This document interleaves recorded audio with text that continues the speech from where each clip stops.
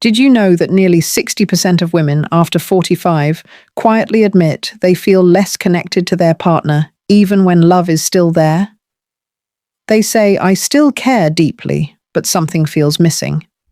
And the truth is, it's not about effort or romance fading. It's biology. After midlife, hormones shift, blood flow slows, and nerve sensitivity changes in ways most couples never discuss. That's why so many women describe the same quiet distance, a feeling that closeness takes more effort than it used to. But here's what few realize. While some areas of sensitivity fade, others remain just as responsive, even more so. They just move. I'm Dr. Lisa Perriera, a board-certified gynecologist with over 30 years of experience helping women through menopause and beyond. And today, I want to share something hopeful, grounded in both science and compassion.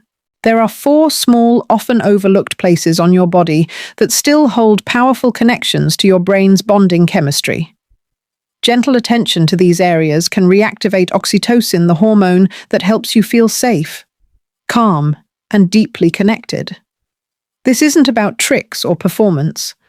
It's about understanding how your body speaks differently after midlife, and how your partner can learn to listen to that new language.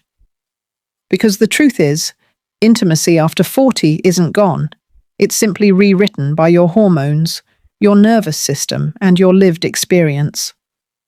Let's begin with one of the most underestimated areas, the nape of the neck.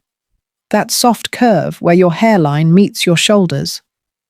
Many women overlook it, yet it's one of the richest nerve zones in the upper body, closely tied to the same brain centers that regulate memory, emotion, and trust.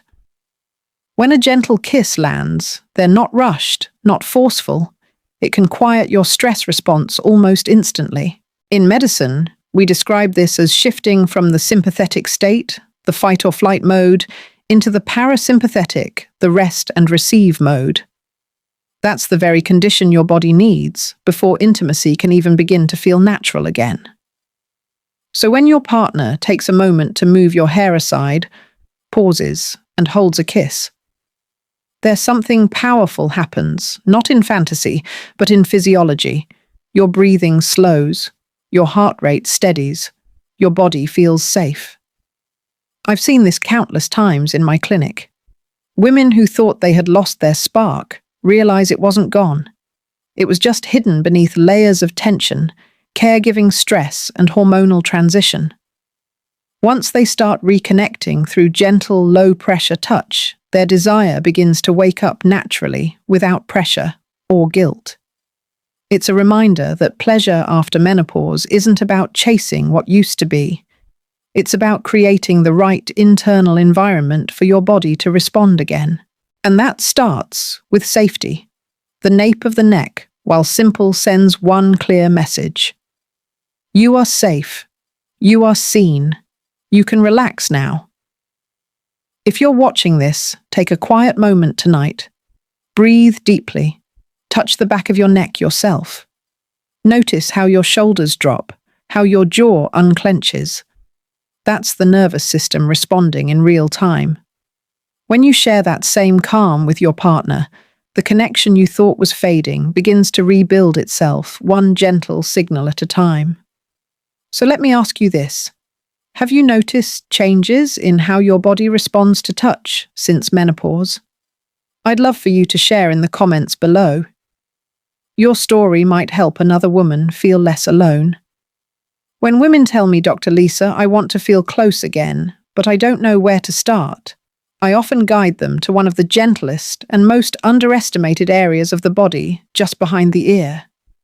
It may sound simple, almost insignificant, but biologically, this small crescent of skin is one of the most powerful calming zones in the entire nervous system.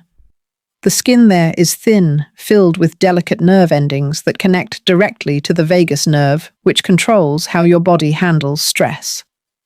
When that area is kissed or touched slowly, it sends a message straight to your brain. You're safe, you can soften, you can breathe. Science confirms what women have felt for centuries. Gentle contact behind the ear can actually increase oxytocin, the hormone of trust and bonding, while lowering cortisol, the hormone of stress. In plain terms, that one small gesture helps your body shift from tension to tenderness. Many of my patients in their 50s and 60s describe the same experience.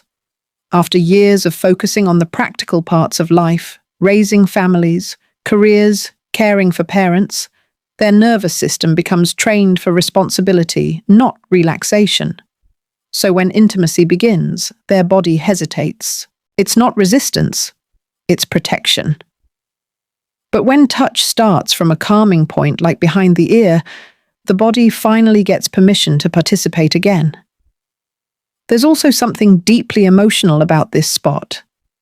Think about how many times in your life someone leaned in to whisper something kind or personal near your ear. The warmth, the closeness, it's a space of confidence and trust. So when your partner touches that area gently without words, it reawakens the same feelings, safety, affection, and belonging. Technique matters as much as intent. Quick, playful contact might work when we're younger, but after 40, our nervous system craves a slower rhythm. A soft breath, a light kiss, or even just resting near that area long enough for warmth to sink in can be far more powerful than anything hurried. The body recognizes patience as love. I often remind couples that communication enhances this process. If you enjoy that gentle attention behind the ear, say it. Share what feels good. That's not being demanding, it's being connected. When your partner learns that calm and slow touch makes you feel cared for both of you, begin to relax. Anxiety fades. Laughter returns. The pressure to perform disappears. From a medical point of view, this kind of nurturing contact doesn't just build emotional closeness, it improves overall well-being. Oxytocin lowers blood pressure, supports better sleep, and even strengthens immunity. So what feels like affection is also quiet medicine for your nervous system. One of my patients, a woman named Carla, once told me, "After menopause, I thought I'd lost interest in touch. But when my husband started focusing on smaller, slower gestures, like breathing near my ear, it wasn't about desire. It was about feeling safe again. And when I felt safe, everything else followed." That's the heart of intimacy after midlife. It's less about excitement, more about safety presence and communication. Because once the body feels seen and valued, it starts responding naturally. If you've ever experienced that soft calm when someone kisses or whispers behind your ear, I'd love to hear from you in the comments. Did it make you feel closer? Did it help you relax? Sharing your story might give another woman courage to rediscover that connection too. Next, we'll move to another surprisingly powerful area, one that sits in plain sight every single day, yet holds the key to calm, confidence, and connection. Most women never think of their inner wrist as part of intimacy. It's where we wear a watch, check our pulse, or reach for something without thought. Yet this small area, right where the skin is thinnest and your pulse gently beats, is one of the most emotionally charged and biologically sensitive places on the body. The inner wrist is rich in sensory receptors and tiny blood vessels. When touched softly, even for a few seconds, it sends a signal through the nervous system that immediately lowers stress and increases calm. In fact, light stimulation along the inner wrist activates the same parasympathetic pathways responsible for slowing heart rate, easing tension, and restoring balance. It's one of the quietest, yet most powerful ways to help your body feel safe again, a condition that must exist before true closeness can return. I've watched this change happen in real time. In clinic, when women talk about feeling disconnected, I sometimes have them rest their own hand lightly over their wrist, breathe slowly, and just notice the warmth and rhythm beneath their skin. Within moments, their shoulders soften. Their jaw unclenches. It's the body's built-in reassurance that life and connection still flow there, even after menopause. even after years of caregiving or stress. This spot carries deep symbolism too. For centuries, the pulse has been seen as a sign of vitality, proof that the heart is still strong. So when a partner pays gentle attention to that area, it communicates something far more profound than attraction. It says, "I see your strength. I recognize your heartbeat."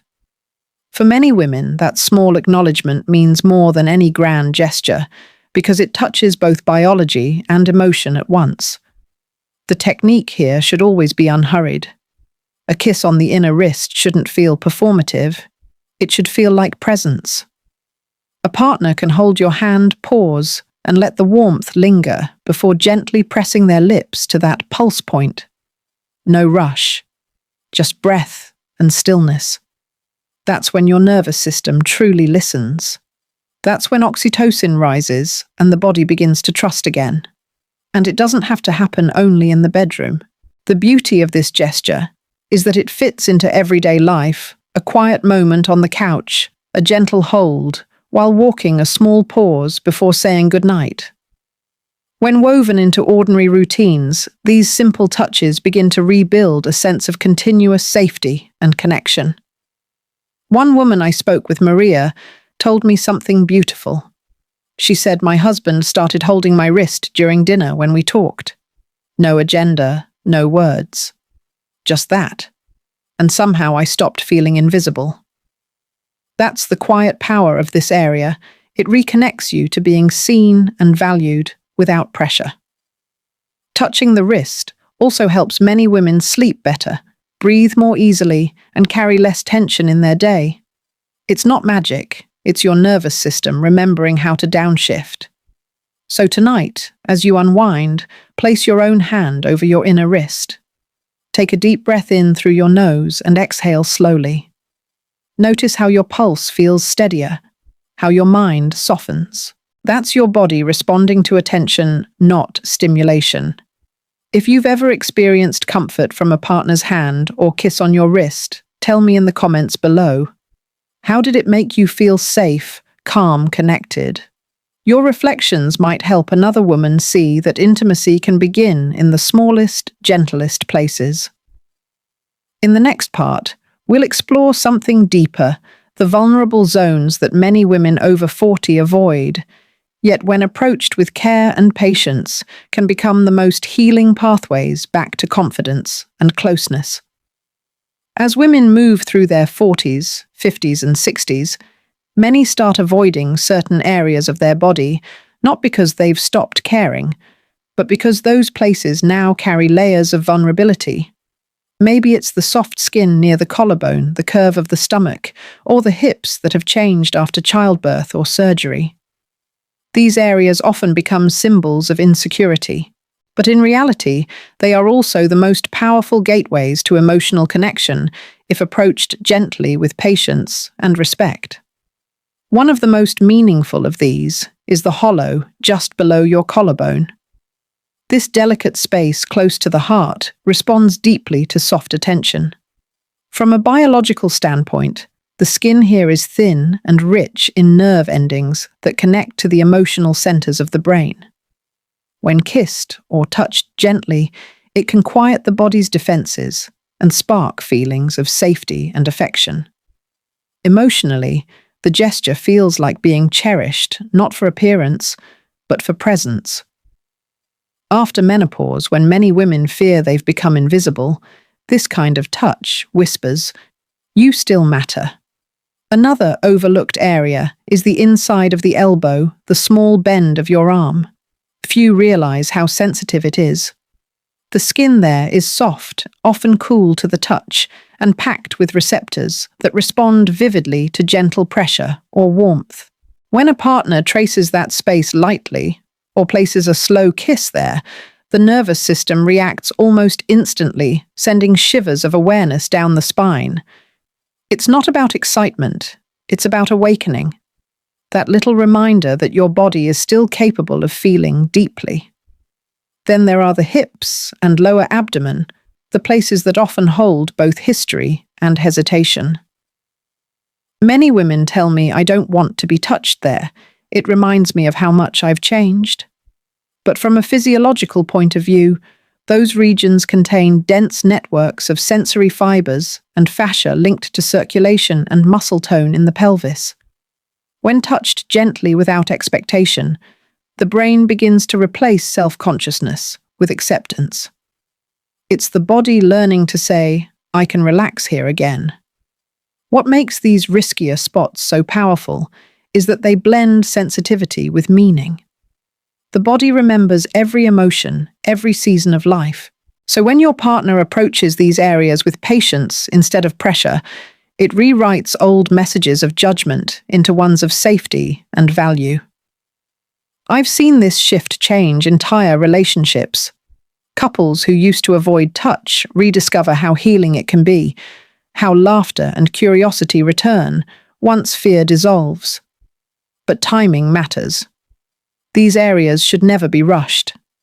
They belong later in intimacy, once the nervous system already feels calm and secure. Without that foundation, they can feel invasive. With it, they can feel profoundly affirming. It's why I always tell couples communicate. Ask, does this feel comfortable? That one question builds more trust than any romantic word ever could. Over time, safe, gentle contact in these areas can even improve physical well-being. Regular nurturing touch helps reduce cortisol, increase circulation, and ease muscular tension in places that quietly carry stress. It's not just emotional, it's biological healing too. One of my patients, Ellen, told me, when my husband began touching my stomach gently, instead of avoiding it, I cried. Not because it was sensual, but because for the first time in years, I felt accepted. That kind of acceptance restores far more than desire. It restores peace. So if you find yourself avoiding parts of your body out of habit or self-consciousness, I invite you to take one small step. Stand before a mirror, place a hand over your collarbone or hip, and breathe. That's all. You don't have to love every inch, just acknowledge it. Over time, that small act of compassion softens the edges of shame and reopens the door to connection. Tell me in the comments, has there ever been a part of your body you learned to appreciate again later in life? Your honesty might help another woman rediscover her own confidence. In the final part, we'll explore one simple gesture, no words, no intensity, that quietly rebuilds trust, safety, and warmth. A touch so ordinary it's often ignored, yet it may be the most healing of all. Not every expression of closeness has to be a kiss or a caress. Sometimes the most powerful form of intimacy is the quietest one, a simple hand resting on the lower back. At first glance, it seems ordinary, but after years of listening to women in their 50s, 60s, and 70s, I've learned that this gesture carries profound meaning. The lower back supports the weight of our lives literally and emotionally. It's where we store tension from long days, family responsibilities, and years of holding everything together. So when a partner places a gentle hand there, not to guide or control, but to reassure, the nervous system immediately responds. That small act signals safety, steadiness, and support. Biologically, it helps activate the parasympathetic system, lowering cortisol, easing the muscles that have been guarding for too long, and restoring calm. Many of my patients describe the same moment of relief. One woman told me, "When my husband rests his hand on my back as we walk into church, I breathe easier. I don't know why, but it feels like he's saying, 'You're not alone.'" That's exactly how the body interprets it. It's not about passion. It's about presence. This kind of touch is subtle but transformative because it weaves intimacy into everyday life. A hand at the small of the back while walking through a doorway. A gentle rest during a dance. A supportive touch while standing in the kitchen. These gestures tell your body you are seen, you are safe. And repeated often enough, they retrain the brain to associate closeness with comfort rather than performance.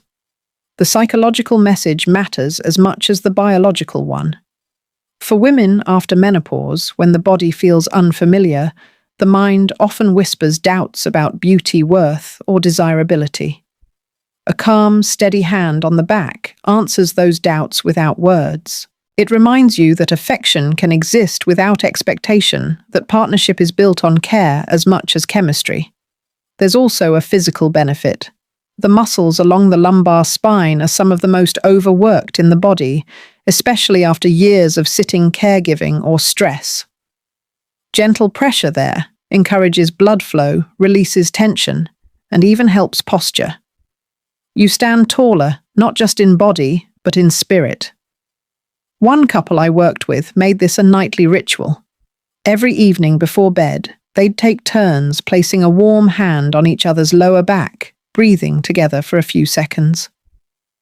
After a month, both noticed better sleep, fewer arguments, and a renewed sense of partnership. It wasn't magic, it was biology meeting intention. You see, true intimacy after 40 doesn't come from doing more. It comes from doing less, but with presence.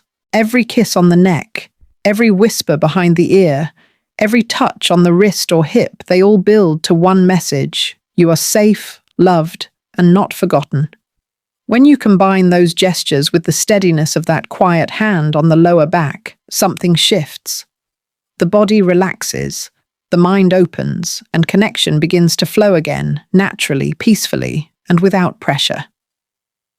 So tonight, whether you're with a partner or simply caring for yourself, place your hand gently on your lower back.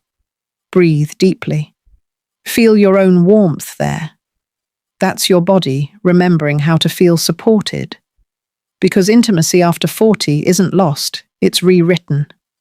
The nape of the neck, the space behind the ear, the inner wrist, the tender areas of the collarbone and hips, and finally, the grounding comfort of the lower back. Each one tells the same story, that connection isn't about youth, it's about trust. And when your body feels safe, love has room to return. If these ideas resonate with you, I'd love for you to share your reflections in the comments. Have you discovered a gesture that makes you feel calm or connected again? Your words may be exactly what another woman needs to hear tonight. And before we close, let me remind you, this video is for educational purposes only. It does not replace medical advice. Every woman's body is unique. If you are experiencing pain, significant changes, or have personal concerns, please consult with your healthcare provider. Your well-being deserves personalized care.